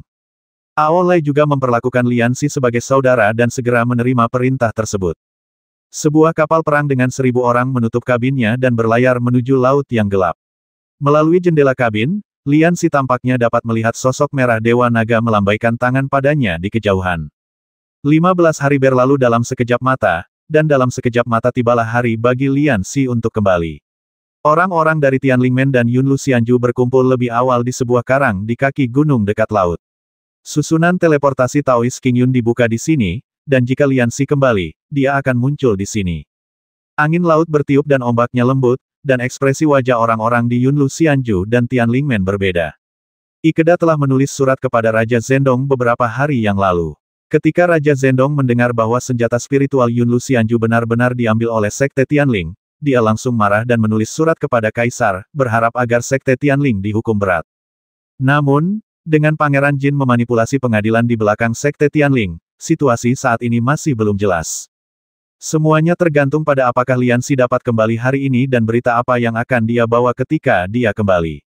Yuan Shuang, Lin Xian'er dan lainnya yang merupakan teman baik Lianxi berdiri bersama, menunggu dengan cemas. Dan dalam gugusan cahaya terang tinggi di atas gunung, sepasang mata hitam kecil selalu memperhatikan tindakan orang-orang di pantai di bawah. Rubah kecil itu berjongkok di rumput dan melihat ke bawah dengan tenang. Gunung Tianling memiliki bentuk yang unik dan dapat mengumpulkan banyak energi spiritual dari langit dan bumi, yang membawa banyak kemudahan dalam praktiknya. Selama di pegunungan, kultivasi rubah kecil itu berkembang pesat. Ia dapat merasakan dengan jelas bahwa peristiwa besar pertama dalam perjalanan kultivasinya akan segera terjadi. Ia ingin melihat Lianxi sekali lagi sebelum menyelesaikan masalah ini. Namun, waktu yang disepakati telah berlalu dan Lianxi belum kembali, dan mau tak mau ia merasa sedikit panik. Lin Xian'er, Yuan Shuang dan yang lainnya juga cukup gugup. Ketika Lin Xian'er mendengar bahwa Lianxi pergi ke Donghai hari itu, dia hampir pingsan di tempat. Ada pepatah yang beredar luas di daratan Tiongkok, yang berbunyi, jangan menipu gunung, jangan menipu air. Artinya, meskipun ada banyak binatang rohani di pegunungan, binatang-binatang itu tidak terlalu ganas dibandingkan binatang yang ada di air. Titik. Dasar air mungkin tampak tenang, tetapi jauh di dalamnya seringkali terdapat bahaya yang tak terduga. Beberapa ahli kultivasi yang sangat kuat tidak berani pergi ke Laut Cina Timur dengan mudah. Bagi Lianxi, seorang pemula yang baru berlatih selama sebulan, terjun langsung ke dalamnya sama saja dengan mencari kematian. Jangan khawatir, aku yakin Lianxi akan baik-baik saja. Dia sangat beruntung karena dia bisa mengubah bahaya menjadi keselamatan meskipun ada bahaya. Chen Suci menghibur Lin Xian'er, tetapi Lin Xian'er selalu merasa bahwa dia sepertinya memiliki sesuatu yang lain untuk dikatakan. Saudara King Yun, sudah hampir setengah jam berlalu, dan tampaknya murid-muridmu belum kembali. Seorang pria gemuk bertelinga besar dengan kumis yang tampak seperti kepala pelayan berkata kepada Taoist King Yun. Pria ini adalah pengurus istana Pangeran Zhendong. Karena ia telah menyelamatkan nyawa Pangeran Zhendong di masa mudanya, ia diberi nama keluarga Chu dan nama pemberian Huai. Chu Huai terbiasa menindas orang lain di istana Zhendong, jadi dia merasa lebih unggul dari orang lain. Aku akan memberimu sebatang dupa lagi.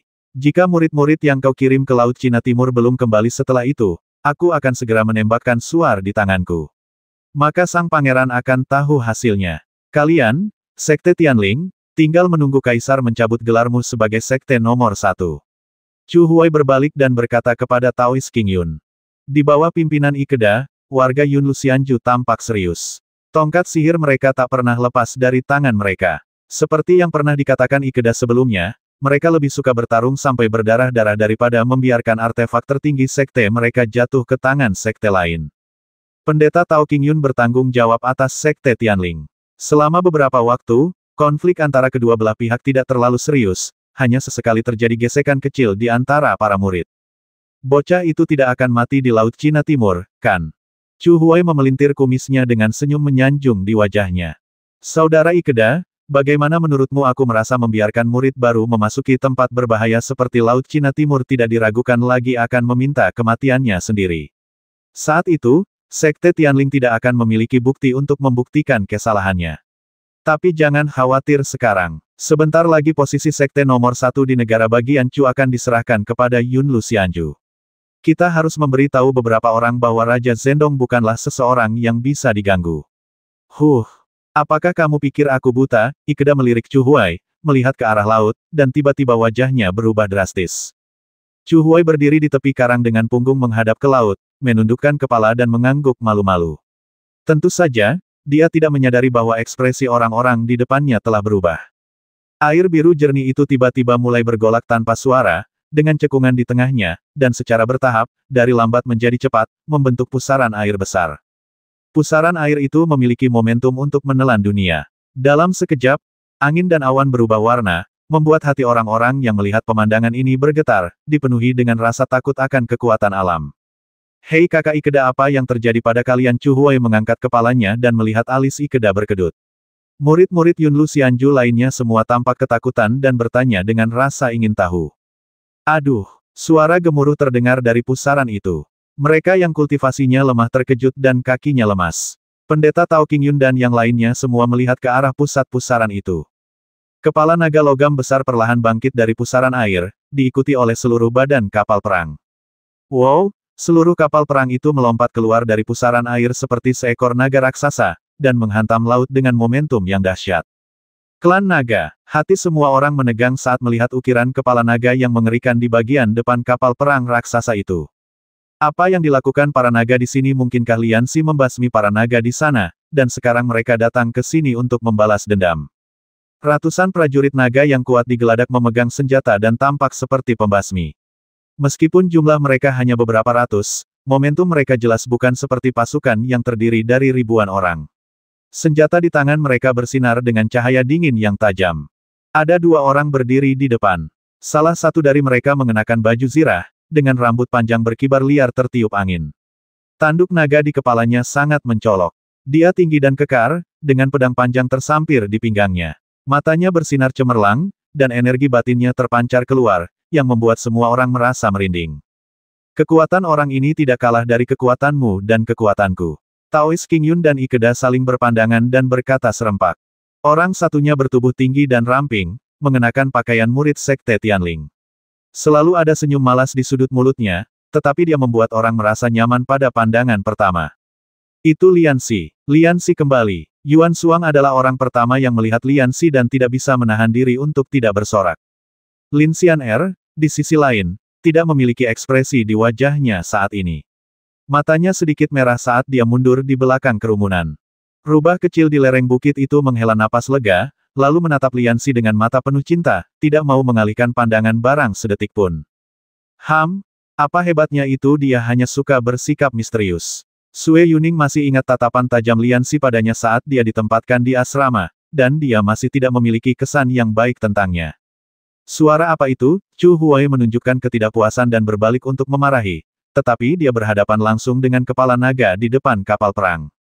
Kepala naga itu terukir begitu jelas, hingga membuat jantung siapapun berdebar kencang hanya dengan melihatnya dari kejauhan, belum lagi Chu Huai hampir berhadapan langsung dengannya saat ini. Aura kepala naga yang ganas dan penuh kekerasan menyerbu ke arahnya, seakan-akan tengah memilih seseorang untuk dimangsa. Ya dewa, Chu Huai menjerit melengking, mundur beberapa langkah, dan jatuh ke tanah.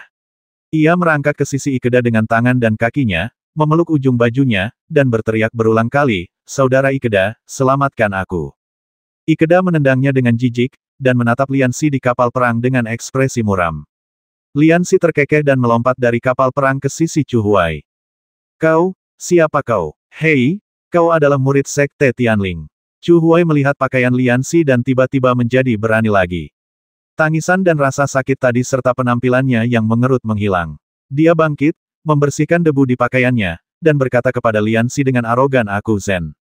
Liansi tidak menunggunya menyelesaikan kata-katanya, dan menamparkan wajahnya dengan keras, menyebabkan Chu Huai berguling dan jatuh ke tanah lagi. "Kau, Kau berani memukulku? Chu Huai memegangi pipinya yang bengkak dan menatap Lian Xi dengan tidak percaya. Kenapa aku tidak berani? Lian Xi jelas mendengar kata-kata arogan Chu Huai di laut tadi, dan saat itu dia ingin menendang wajahnya dengan keras beberapa kali. Sambil mengulurkan jarinya dan mengaitkannya di belakangnya, Aolai berdiri dengan anggun di haluan dan berteriak kepada orang-orang di atas karang. Aolai, komandan pengawal klan naga Laut Cina Timur, mengawal Lian Xi sepanjang jalan di bawah perintah Dewa Naga. Dewa Naga telah memerintahkan bahwa Lian Xi adalah tamu terhormat klan naga. Jika ada yang tidak menghormati Lian Xi, itu berarti tidak menghormati Dewa Naga dan seluruh klan naga Laut Cina Timur. Klan naga Laut Timur jelas merupakan eksistensi yang tidak dapat diabaikan oleh ras manapun di 7 alam. Mereka ada di 7 alam, namun dekat namun jauh dari mereka. Karena mereka bangga dan berkuasa. Lian Xi sekarang mendapat dukungan dari klan naga, yang dikenal sebagai ras ke-8 dari 7 alam, dan orang yang saat ini berdiri di depan semua orang adalah komandan pengawal klan naga. Bahkan jika Raja Zhendong sendiri berdiri di sini, dia tidak bisa mengatakan apapun dengan santai, apalagi Chu Huai, orang biasa dari istana Raja Zhendong. Aku, gumam Chu Huai, tidak dapat mengucapkan sepatah kata pun. Dia menutup mulutnya dan menatap Lian Xi, matanya penuh dengan permohonan. Yang lainnya memandang Lian Xi dengan berbagai macam sikap. Karena pernyataan klan naga, Lin Xian'er dan orang-orang lain yang berhubungan baik dengan Lian Xi awalnya tercengang, tetapi setelah mereka sadar, mereka menunjukkan kegembiraan mereka tanpa menyembunyikan ekspresi mereka dan merasa bahagia untuk Lian Xi. Taoist King Yun dan beberapa orang petinggi sekte Tianling saling berpandangan, jelas mereka belum sepenuhnya memahami makna perkataan Aolai tadi. Tapi mereka tetap sangat bahagia. Dilihat dari sikap Aolai terhadap Lian Xi pasti mendapat untung dari perjalanan ke Laut Cina Timur ini, dan untung besar. Ikeda menatap Lian Xi, cahaya ganas yang nyaris tak terlihat melintas di matanya, dan giginya hampir patah. Sampah. Lian Xi melirik Chu Huai dengan jijik dan tidak ingin melihatnya lagi. Setelah melihat sekeliling, Lian Xi berlutut di depan Taoist King Yun dan Ling Chengzi di bawah tatapan semua orang. Dia mengeluarkan pedang Kansui dari pinggangnya, mengangkatnya ke atas kepalanya dan berkata dengan keras, murid telah menyelesaikan misinya. Pedang Kansui telah ditempa oleh Dewa Naga Laut Cina Timur sendiri dengan napas naga. Silakan periksa, Guru. Mendengar bahwa pedang Kansui benar-benar ditempa oleh Dewa Naga sendiri, wajah Ikeda yang sudah jelek tiba-tiba berubah semakin pucat. Betapa hebatnya Lian Xi, sehingga Dewa Naga Laut Cina Timur secara pribadi menempanya. Tidak mungkin, bagaimana mungkin Dewa Naga secara pribadi menempa dirimu? Ikeda mendorong Lian Xi, yang berlutut di tanah, menjauh dan mengulurkan tangan untuk meraih pedang Kansui. Berani sekali kau, teriak Aolai saat melihat ini. Sebelum dia menyelesaikan kata-katanya, dia sudah mencapai Lian Xi dengan kecepatan kilat. Telapak tangannya memancarkan cahaya keemasan dan menebas leher Ikeda dengan angin kencang. Ikeda mengangkat lengannya dan nyaris menghalangi serangan Aolai. Namun Aolai mengambil inisiatif, dan Ikeda tidak segera mengerahkan seluruh tenaganya. Dengan suara teredam, ia melangkah mundur beberapa langkah sebelum berdiri tegak. Dadanya terus naik turun, dan wajahnya berubah beberapa kali setiap kali ia menarik napas, dan akhirnya ia memuntahkan seteguk darah. Beraninya kau menyakiti guru kami. Murid-murid Yun Luxianju langsung dipenuhi amarah yang benar, mereka semua berteriak dan menyerbu maju sambil memegang tongkat di tangan. Siapa di antara kalian yang berani? Aolai mencabut pedang dari pinggangnya, dan energi sejati yang kuat langsung menyelimuti seluruh terumbu karang. Air laut di semua sisi terumbu karang ditekan oleh energi sejatinya. Air laut di tempat-tempat tinggi langsung mengalir ke daerah dataran rendah, langsung membentuk pemandangan indah air laut yang mengalir balik. Pedang Kansui ditempa oleh Dewa Naga Laut Cina Timur milikku. Satu-satunya orang di dunia yang memenuhi syarat untuk menggunakannya adalah Lian Xi. Aolai berdiri di depan para murid Yun Luxianju. Auranya yang kuat membuat kaki para murid terasa seperti terisi timah, dan mereka tidak dapat bergerak maju. Lian Xi belum mau mengungkapkan identitasnya sebagai Pangeran Dewa Naga, jadi setelah meninggalkan kota naga, dia membicarakannya dengan Aolai. Di luar, Aolai mengatakan bahwa Lian Xi adalah tamu terhormat klan naga. Setelah mengusir orang-orang dari Yun Luxianju, Aolai berbalik dan menghadap Lian Xi.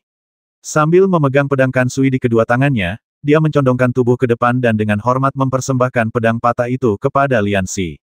Tindakan Aolai membuat semua orang yang hadir bertanya-tanya apa sebenarnya yang dilakukan Lian Xi di klan naga dalam 15 hari ini sehingga memiliki prestise setinggi itu.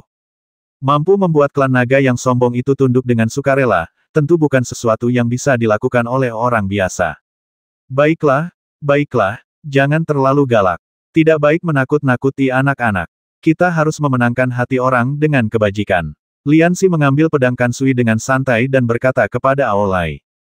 Ya, lain kali aku tidak akan melakukan ini. Aolai mengangguk berulang kali, tampak seperti junior yang menerima pelajaran dari para seniornya. Sikap Aolai membuat rahang semua orang ternganga apakah status Liansi di klan naga adalah seorang kakek. Guru, silakan lihat. Liansi sekali lagi memberikan pedang Kansui kepada Taoist King Yun. Dengan Aolai yang menatapnya dengan saksama, Taoist King Yun tentu saja tidak akan mengambil pedang patah itu sendiri. Sebaliknya, dia tersenyum dan berkata, tunjukkan saja padaku. Liansi mengangguk, dan semua orang secara otomatis memberi jalan baginya untuk mencapai terumbu karang. Pada saat ini, air laut telah kembali ke keadaan semula dan ombak mulai menghantam batu-batu. Melihat Liansi mengepalkan pedang Kansui, semua orang menahan napas dan memperhatikan gerakannya tanpa berkedip. Liansi menarik napas dalam-dalam dan melafalkan teknik pemecah gelombang klan naga beberapa kali dalam hati. Energi sejatinya tiba-tiba mengalir melalui meridiannya dan dituangkan ke dalam pedang Kansui, yang tiba-tiba bersinar putih. Buka, Liansi mengayunkan pedang Kansui dan menebas lautan di depannya. Berdengung, udara beresonansi, tak ada gerakan di air laut. Semua orang menjulurkan leher untuk melihat ke laut, merasa bingung. Membingungkan, setelah mengatur napasnya beberapa saat, Ikeda telah pulih.